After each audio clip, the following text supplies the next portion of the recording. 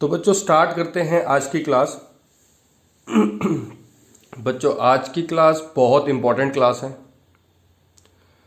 क्योंकि आज हम फोर फीचर का एक ऐसा क्वेश्चन करेंगे जो प्रोराटा बेसिस पर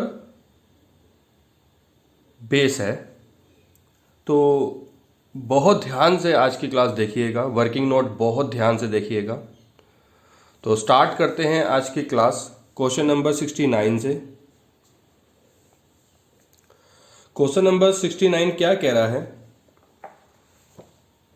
गौरव applied for 5000 shares of 10 each at a premium of ₹2.5 per share. वो कह रहा है कि गौरव ने एप्लीकेशन के वक्त 5000 शेयर्स के लिए अप्लाई किया था, जिसमें ₹10 का उसकी शेयर की प्राइस थी और ₹2.5 का प्रीमियम था। But he was allotted only 2500 shares on pro rata basis. अब हुआ क्या कि कंपनी के पास ओवर सब्सक्रिप्शन हो गए, तो प्रोराटा बेसिस पर कंपनी ने गौरव को 50% शेयर्स अलॉट कर दिए। आफ्टर हैविंग पेड, यानी कि एप्लीकेशन मनी रिसीव होने के बाद, अलॉटेड शेयर्स अलॉट करने के बाद, जो एप्लीकेशन कॉल थी वो तो गौरव ने पे कर दी, क्योंकि वो तो पे करनी थी। तभी कंपनी को ये बात पता लगी कि हाँ भाई, इस गौरव नाम के लड़के ने कुछ शेयर्स अप्लाई करे हैं। बट उसके बाद ही डिड नॉट पे अलॉटमेंट मनी ऑफ 4.50, ₹4.5 पर शेयर के हिसाब से जो अलॉटमेंट की कॉल थी वो पे नहीं करी, और उस ₹4.5 के अंदर प्रीमियम इंक्लूड है। तो ये बहुत इंपॉर्टेंट बात है, ठीक है। And on his subsequent failure to pay the first call, और उसने पहली कॉल तक भी पे नहीं किया। कंपनी ने वहां तक देखा जो कि ₹2 की थी। Then after first call his share were forfeited by company. These shares were reissue, फिर उसी के शेयर्स जो 2500 अलॉट किए गए थे कंपनी के द्वारा गौरव को, वो सारे के सारे शेयर्स जो हैं फुली पेड अप पे ₹8 के हिसाब से, यानी कि ₹2 का डिस्काउंट दिया किसी थर्ड पर्सन को और री इशू कर दिए। Pass the necessary journal entry to record the forfeiture and reissue of shares. तो बच्चों ये क्वेश्चंस था, इसकी एक छोटी सी वर्किंग कर लेते हैं। तो ये बहुत ध्यान में रखना, ये इस साइड में आपका वर्किंग नोट के लिए छोड़ रहा हूं जगह। बच्चों गौरव ने अप्लाई करे 5000 शेयर्स, और उसको अलॉटेड किए गए कंपनी के द्वारा 50% शेयर्स, यानी कि 2500। अब ये 50% तो मैं ऐसे ही आपको बता रहा हूं, यहां पे आपको 2500 शेयर्स ही लिखने हैं। तो ये बात लिख दी। तो पहले तो हमारे को यहाँ पर एप्लीकेशन की और उन सब की कोई एंट्री नहीं करनी, क्योंकि सिर्फ गौरव का नाम दिया, सिर्फ हमको गौरव की फोर फीचर की और री इशू की एंट्री करनी है। तो सिर्फ 3 एंट्री ही करनी है। तो पहली एंट्री क्या होती है बच्चों? Equity share capital account debit,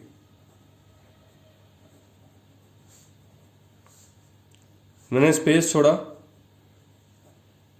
to share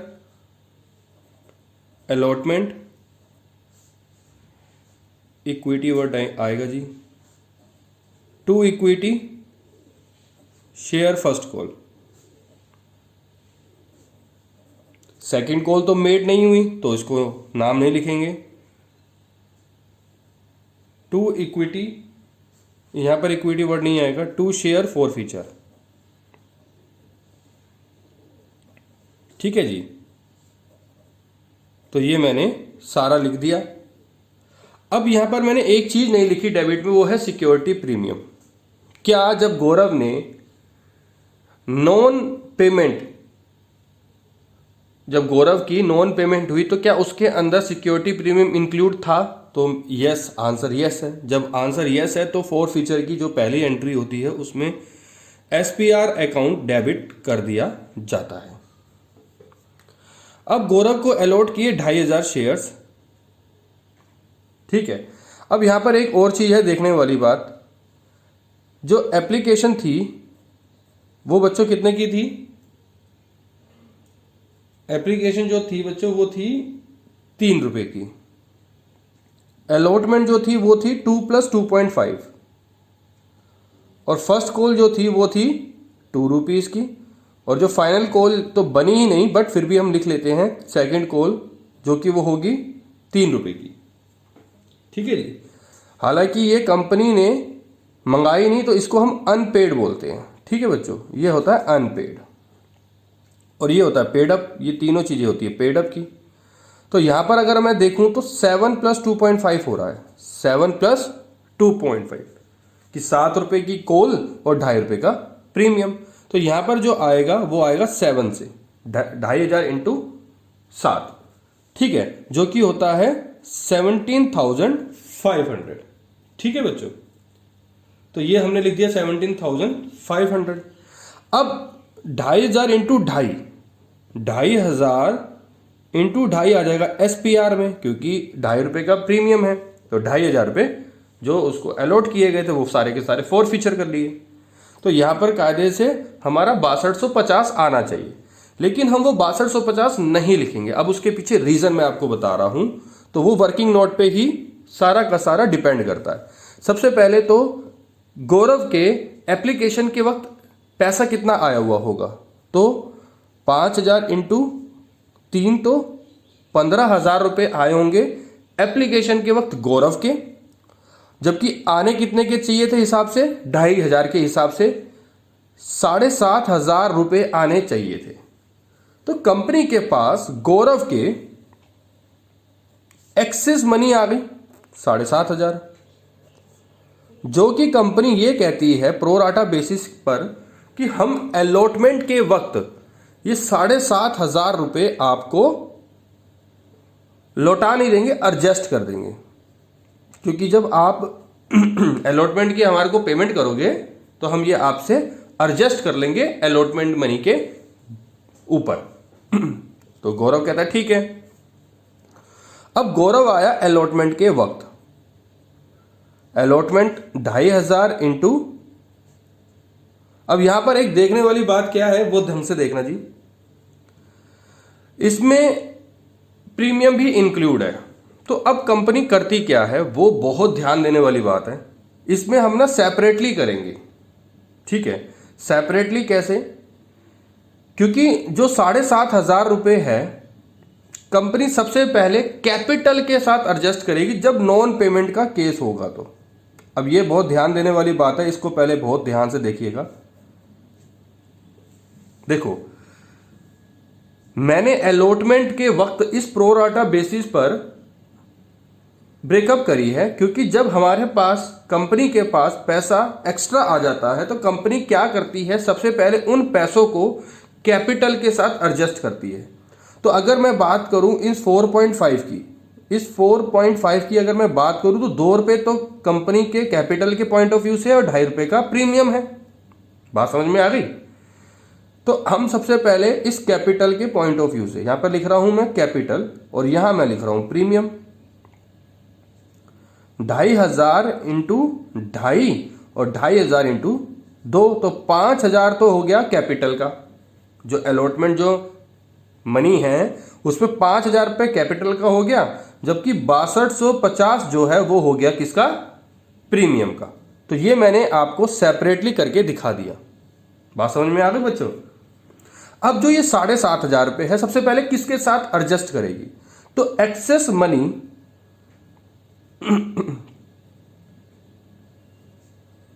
firstly adjusted with capital. Capital के साथ सबसे पहले एडजस्ट किया जाएगा। ठीक है जी।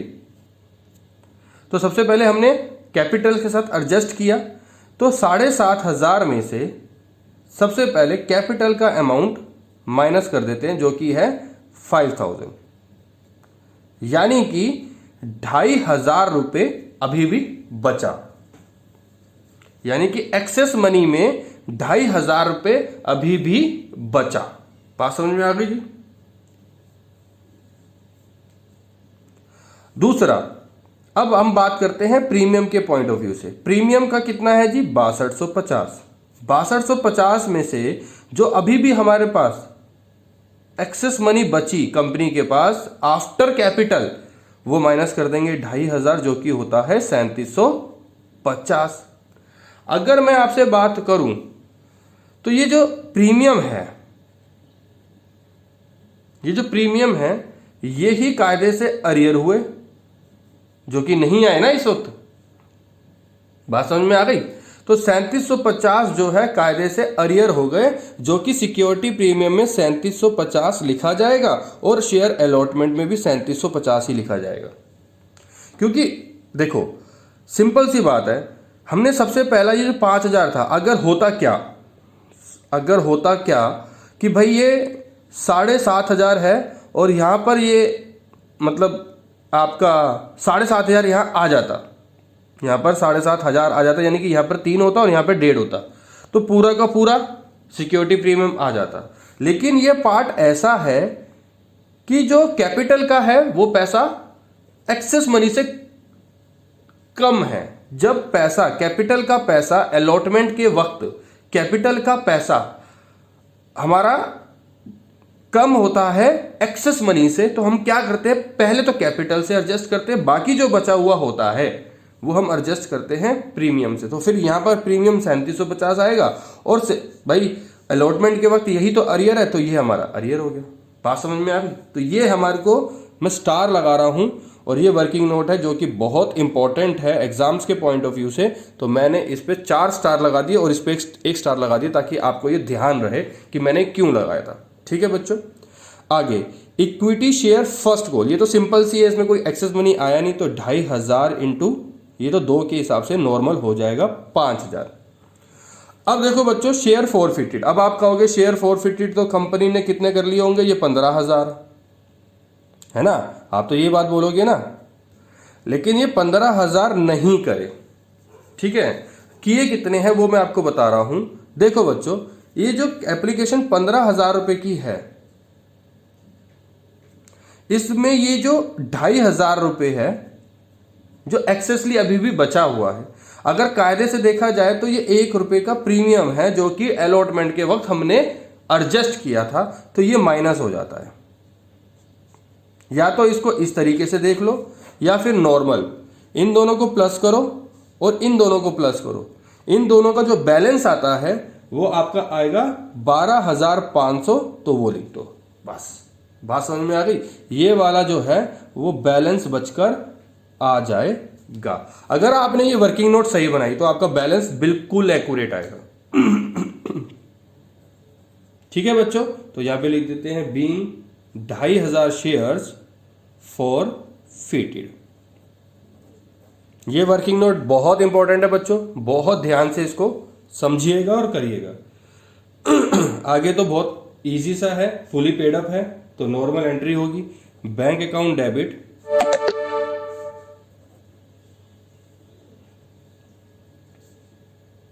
डिस्काउंट मिला 2 रुपए का, share forfeiture account debit to equity share capital. ठीक है जी, बैंक में पैसा आया 2,500 इंटू 8 के हिसाब से, 2,500 इंटू 2 के हिसाब से डिस्काउंट, और 2,500 इंटू 10 पूरा, क्योंकि फुली पेड अप है, तो यहां पर आ जाएगा 25,000, यहां आ जाएगा आपका 20,000 और यहां आ जाएगा आपका 5,000। तो अब इसका नरेशन लिखेंगे बीइंग शेयर री इशू एट ₹8 पर शेयर फुली पेड अप। ठीक है जी, तो ये हमारी एंट्री हो गई किस चीज की, री इशू की। अब हमारे को क्या करना है, कैपिटल रिजर्व में जो प्रॉफिट होगा वो डालना है, तो ये नंबर 1 हो गया और ये नंबर 2 हो गया।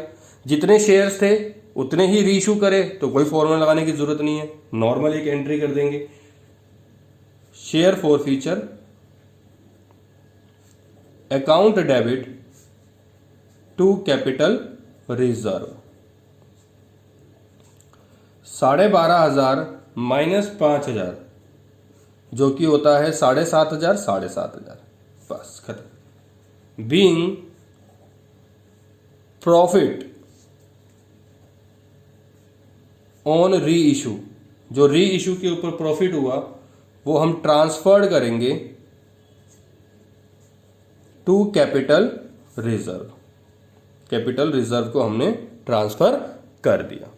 ठीक है बच्चों, तो ये था हमारा क्वेश्चन नंबर 69 जो कि बहुत इंपॉर्टेंट है, तो इसको बहुत ध्यान से करिएगा।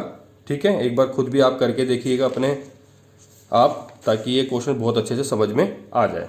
चलो आगे, अब हम क्वेश्चन नंबर करेंगे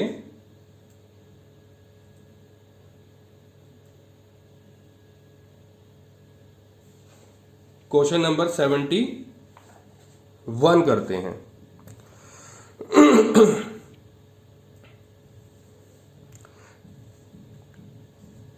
Kamal Limited was formed on 1st April 2010 when an authorized capital 2 lakh divided into 2000 equity shares of 100 each. 1000 shares were issued, okay, as fully paid to the vendor of building. Okay, ये vendor वाला question आ गया। For payment के लिए of purchase consideration, कुछ माल खरीदा होगा vendor से तो उसको 1000 शेयर्स री इशू कर दिए उस पेमेंट के बदले। Okay, remaining 1000 shares were offered for public, यानी कि 2000 शेयर्स जो थे, इक्विटी शेयर जो थे कंपनी के पास, उस 2000 शेयर्स में से 1000 शेयर्स तो जो है वो वेंडर को दे दिए, बाकी जो 1000 शेयर्स है वो पब्लिक को इशू कर दिए थे। प्रीमियम पर करे थे 5 रुपए के, एप्लीकेशन थी 10 रुपए की, अलॉटमेंट 25 की, फर्स्ट कॉल 40 की, फाइनल कॉल 30 की, और इस 25 रुपए के अंदर 5 रुपए जो है वो प्रीमियम के इंक्लूड है। Application were received for 900 shares. Okay, 1000 shares जो है वो इशू किए थे, 900 शेयर्स एप्लीकेशन के वक्त रिसीव्ड हुए, which were duly allotted and allotment money was received in full at the time of the first call. A shareholder who had 100 share failed to pay the first call money. Okay, first call money जो है first call के वक्त एक बंदे के पास, एक share holder के पास 100 shares थे जो कि पेमेंट नहीं करी। हिज शेयर्स वर फॉरफिटेड, उसके शेयर्स फॉरफिटेड कर लिए। दीज शेयर्स वर री इशूड 60 रुपीज पर शेयर, 60 रुपए के हिसाब से दे दिए किसी थर्ड पर्सन को जो कि पेड अप लगाया 70 रुपए। यहाँ पर फुली नहीं है, यहाँ 70 है, तो यहाँ पे जो आपका शेयर कैपिटल में जो हम मतलब री इशू की जो सेकंड एंट्री करते हैं उसमें 70 के हिसाब से होगा। And final call has not been made, final call बनी ही नहीं, तो बहुत अच्छी बात है। चलो, you are required give necessary journal entry to record above transaction and show how show capital would appear in the balance sheet. अब ये बैलेंस शीट आ गया तो ये तो हम बाद में देखेंगे, बाकी हमारा जो ये काम है जर्नल एंट्री का वो हम करना स्टार्ट करते हैं। तो देखो बच्चों जी, ये बहुत आसान है, वेंडर वाला क्वेश्चन है। ठीक है, क्योंकि कंपनी ने कोई बिल्डिंग खरीदी थी वेंडर से, उसके बिहाफ पर कंपनी ने वेंडर को जो है 1000 शेयर्स इशू कर दिए। ठीक है बच्चों, तो सबसे पहले हमारे एक छोटा सा टेबल सा बनाएंगे क्वेश्चन नंबर 71 के पॉइंट ऑफ व्यू से। तो लिखेंगे ऑथोराइज्ड कैपिटल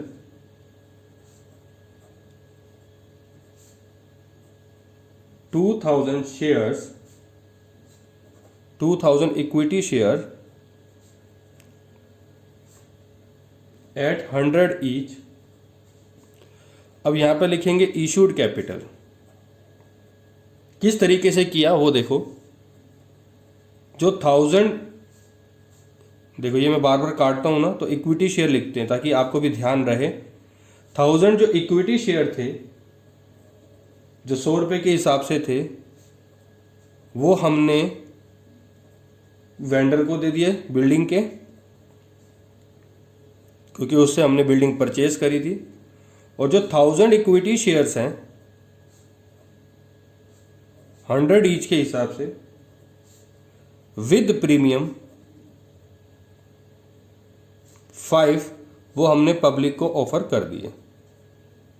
ठीक है बच्चों, कंपनी ने 1000 शेयर्स जो हैं वो ऑफर करे पब्लिक को, पब्लिक ने 900 शेयर्स कंपनी के द्वारा जो अप्लाई किए गए, applied by public 900 equity shares. यानी कि ये कौन सा केस हुआ बच्चों? ये हुआ अंडर सब्सक्रिप्शन का। यानी कि इस केस के अंदर अंडर सब्सक्रिप्शन के केस के अंदर सारी एंट्री 900 के हिसाब से ही होगी। ठीक है बच्चों, कोई ओवर सब्सक्रिप्शन में कोई दिमाग नहीं लगाना कि हाँ भाई ज़्यादा पैसा आ गया तो हमको लौटाना है, हमारे पास तो आया ही कम है तो हमें सारा का सारा रख लेना है, कोई एडजस्टमेंट नहीं करनी है। तो अंडर सब्सक्रिप्शन का बहुत आसान होता है केस, हालांकि बहुत कम केस आते हैं अंडर सब्सक्रिप्शन के, बट हमें एक तो क्वेश्चन करना ही था, अभी तक तो हमने नहीं किया अंडर सब्सक्रिप्शन का, तो ये पहला क्वेश्चन है इसके पॉइंट ऑफ व्यू से। ठीक है, एप्लीकेशन के वक्त ऑन एप्लीकेशन 10 रुपए के हिसाब से आएगा, ऑन अलॉटमेंट 25 के हिसाब से आएगा, जो कि 20 + 5 है क्योंकि प्रीमियम इसके अंदर इंक्लूड है।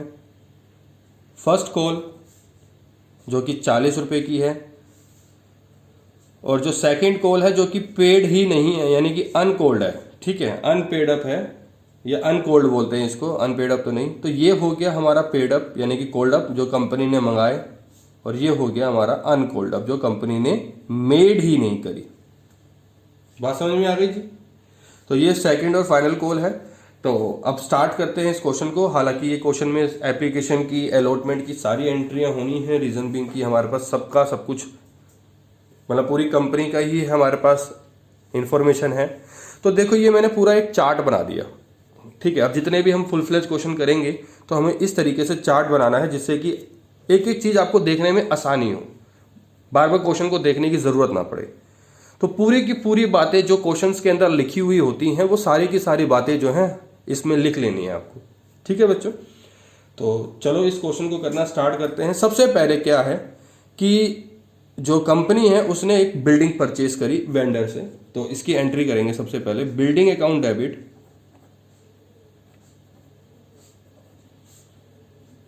To vendor account. 1 लाख रुपए की मशीन की कॉस्ट थी, तो 1 लाख 1 लाख डेबिट क्रेडिट हो गया। तो यहां पे हम लिख देंगे being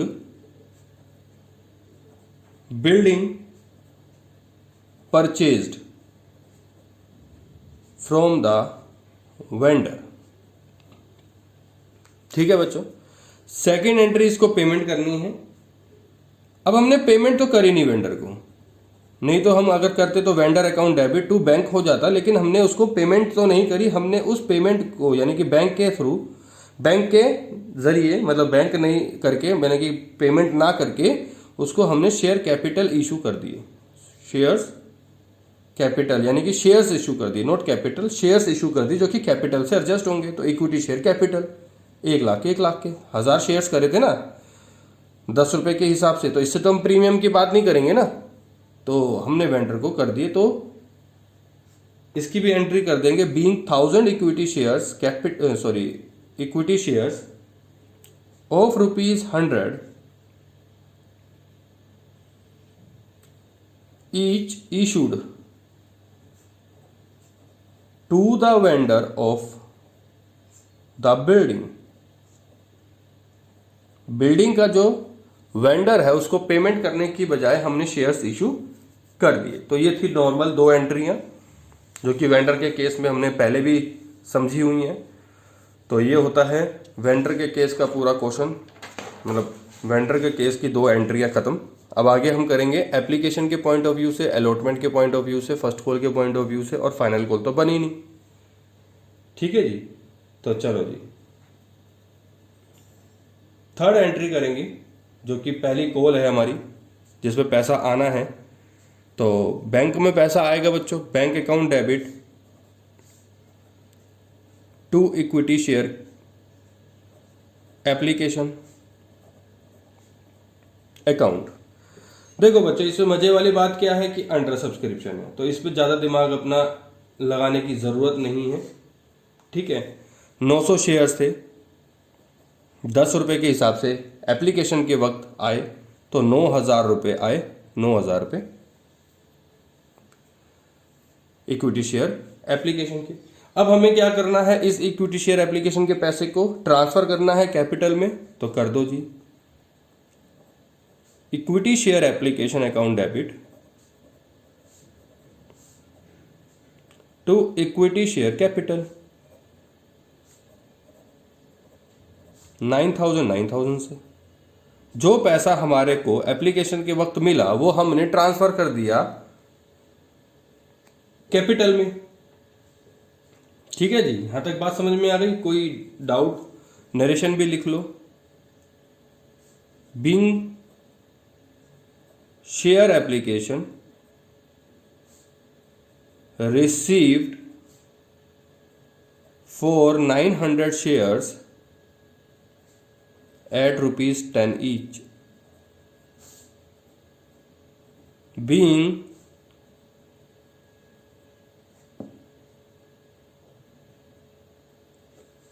equity share application, money transferred to capital. ठीक है बच्चों, तो ये हमारी नरेशन थी। तो ये दो एंट्री हमारी हो चुकी हैं। नेक्स्ट अलॉटमेंट की, जो कि ड्यू की होगी। तो equity share allotment account debit to equity share capital. अब बच्चों इसके अंदर प्रीमियम है, इसके अंदर प्रीमियम है, तो अब हम प्रीमियम का भी अलग से दिखाएंगे। To SPR account debit, sorry to SPR account. ठीक है जी, तो अलग से हमने इसको सेपरेटली दिखा दिया। इक्विटी शेयर अलॉटमेंट 900 के हिसाब से 900 इंटू 900 शेयर थे ना, कितने की कॉल थी बच्चों? ये कॉल थी आपकी 25 की, तो 900 इंटू 25, 900 इंटू 5 और 900 इंटू 20, तो ये तो होता है बच्चों 18,000, ये होता है बच्चों 4,500। इन दोनों को प्लस कर लो, ये हो गया 22,500।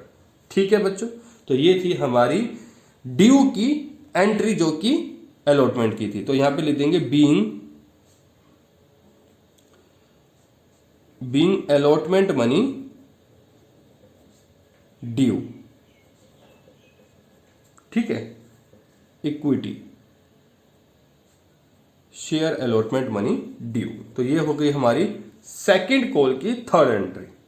अब हमारे पास पैसा आया, तो bank account debit to equity share allotment. कोई ऐसा व्यक्ति जिसने पेमेंट ना करी हो, तो ऐसा कोई व्यक्ति नहीं है। शेयर अलॉटमेंट के वक्त तक तो सबने की है, तो 22,500 का 22,500 पूरा आ गया। ठीक है, तो यहां पर हम लिख देंगे being equity share allotment money received. बस बात समझ में आ गई जी। नेक्स्ट अब हमारी ड्यू की एंट्री होगी जो कि फर्स्ट कॉल की है। तो ड्यू की एंट्री करो, इक्विटी शेयर फर्स्ट कॉल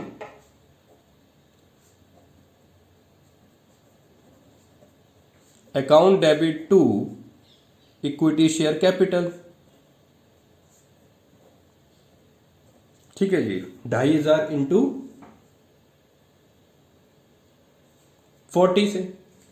ठीक है, 2,500 सॉरी 900 इंटू 40 से, जो कि कितना होता है 3600, 36,000। तो ये हो गई हमारी ड्यू की। तो लिख देना being equity share allotment money due. ठीक है जी, तो ये हमारी हो गई ड्यू की एंट्री।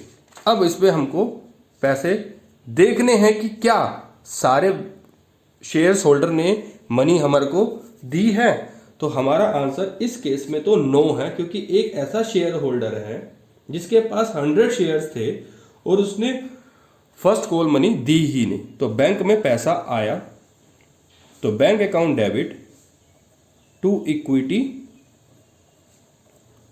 Share first call. ठीक है, तो यहां पर तो हम अमाउंट पूरा करेंगे 900 इंटू 40 से, यानी कि 36,000 से, और यहां एक और कर देंगे कॉल्स इन अरियर। ठीक है जी, अकाउंट डेबिट, यानी कि 100 के हिसाब से नहीं आया, 100 इंटू 40 के हिसाब से पैसा नहीं आया, यानी कि 4,000 रुपये तो इसके नहीं आए। बैंक में जो पैसा आया फर्स्ट कॉल का वो 800 के हिसाब से आया, यानी कि 32,000 रुपये आया, 4,000 रुपये नहीं आया, जो कि एक ऐसा शेयर होल्डर था जिसके पास 100 शेयर्स थे, तो उसने पेमेंट नहीं करी। तो 40 रुपये की कॉल थी, नहीं करी पेमेंट, तो 4,000 रुपये नहीं आए। बाकियों के जो 800 शेयर जिनके पास थे उन्होंने पेमेंट कर दी। तो ये थी हमारी फर्स्ट कॉल की एंट्री। अब कंपनी ने क्या किया, इसके शेयर्स को, यानी कि जो 100 शेयर्स जिसके पास थे उसके शेयर्स को फॉरफिट कर लिया, जब्त कर लिया। कर लो जी। अब इसकी एंट्री करेंगे, तो क्या एंट्री होती है जी, इक्विटी शेयर कैपिटल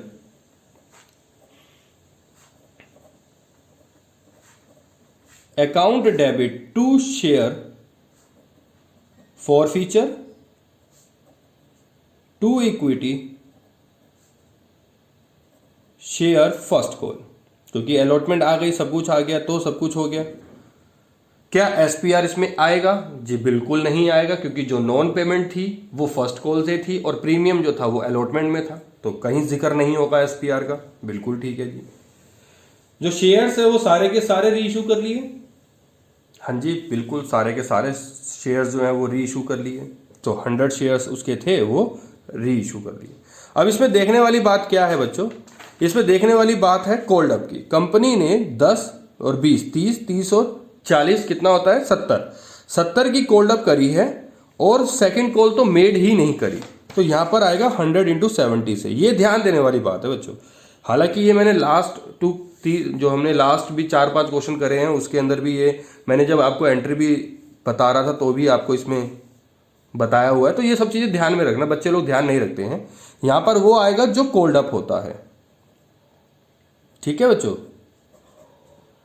और 100 शेयर्स जो है वो उसके जब्त कर लिए, ठीक है, मतलब कि उसने दिए नहीं ना, अभी तो री इशू की बात अलग है। तो 100 शेयर्स फॉरफिट कर लिए। तो शेयर फॉरफिट कितने हुए, उसकी जो पेमेंट आई, तो सबसे पहले तो हमको ये देखना है कि उसकी पेमेंट आई है।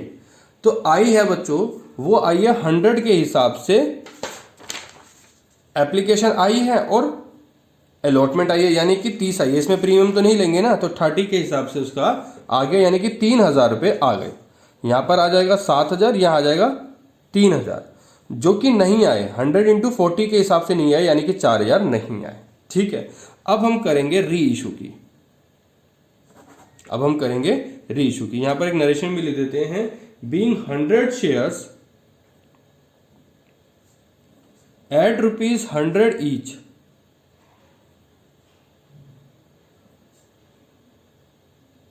₹70 called up,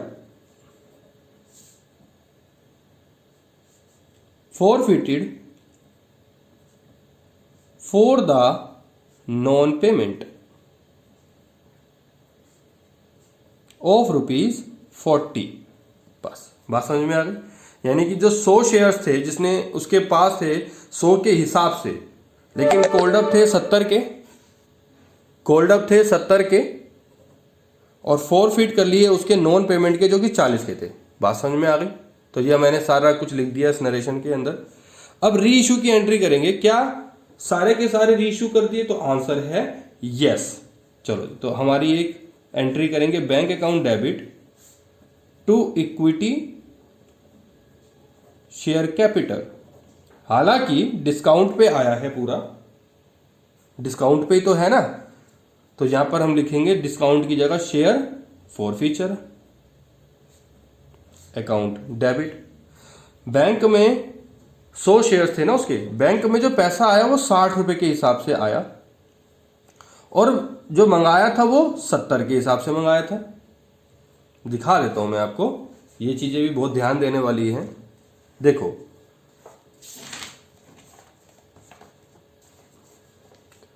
₹70 पेड अप थे, 60 रुपए के हिसाब से री इशू करे, तो 100 इंटू 60, 100 इंटू 70, तो ये बच गया डिस्काउंट का 100 इंटू 10। तो ये हो गया 6,000, ये हो गया 1,000 और ये हो गया 7,000। बस तो यहां पर हम नरेशन लिखेंगे, being 100 shares of rupees 100 each reissued at rupees 60 per share as rupees 70 paid up। ठीक है बच्चों, तो ये थी हमारी सेकंड एंट्री जो कि फोर फीचर के पॉइंट ऑफ व्यू से थी, रीइशू की।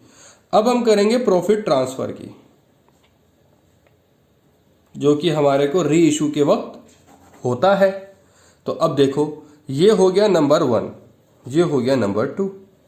क्या जितने शेयर्स फॉरफिट करे थे उतने रीइशू करे? तो आंसर है यस। तो इसके अंदर कोई जर्नल एंट्री मतलब कि फॉर्मूला लगाने की जरूरत है नहीं, सिर्फ नंबर 1 माइनस नंबर 2 कर देंगे तो हमारा हो जाएगा share forfeiture account debit to capital reserve. कितना? 3000 माइनस 1000 तो 2000, 2000 से तो लिखेंगे being balance in shares forfeiture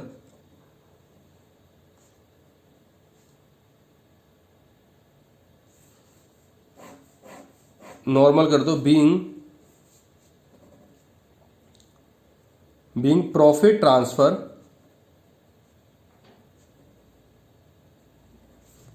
to capital reserve, to capital, बस being profit transfer to capital. तो ये था हमारा क्वेश्चन नंबर 71 जो कि होता है कंप्लीट। ये था अंडर सब्सक्रिप्शन के पॉइंट ऑफ व्यू से। ठीक है बच्चों, तो इसको आगे जितने भी अंडर सब्सक्रिप्शन के क्वेश्चंस आएंगे तो आप ये ध्यान में रख लीजिएगा। ठीक है बच्चों,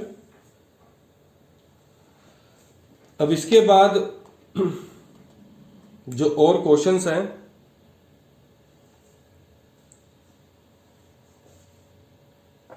एक क्वेश्चन नंबर 75 है, वो भी अंडर सब्सक्रिप्शन का है तो कोई मुश्किल नहीं है इसमें।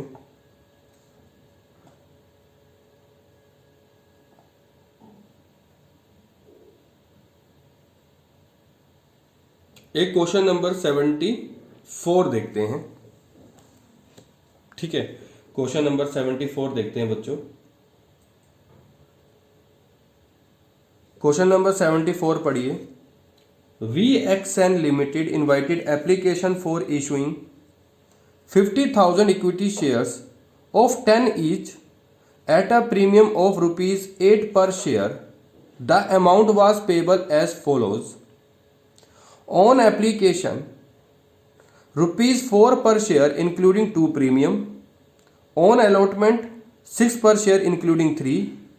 On first call, 5 per share including 1 premium. On second and final call, balance amount। यानी कि 4 रुपए के अंदर 2 रुपए प्रीमियम, 6 रुपए के अंदर 3 रुपए प्रीमियम और 5 रुपए के अंदर 1 रुपए का प्रीमियम। यानी कि ये हो गया 2 और ये 3, 5, 5 और 4 9 और 1 रुपए का हो जाएगा आपका फाइनल। ठीक है जी। The issue were fully subscribed, पूरे के पूरे सब्सक्राइब कर दिए। Gopal a share holding 200 shares did not pay the allotment and Madhav a holder of 400 shares paid his entire share money along with the allotment money.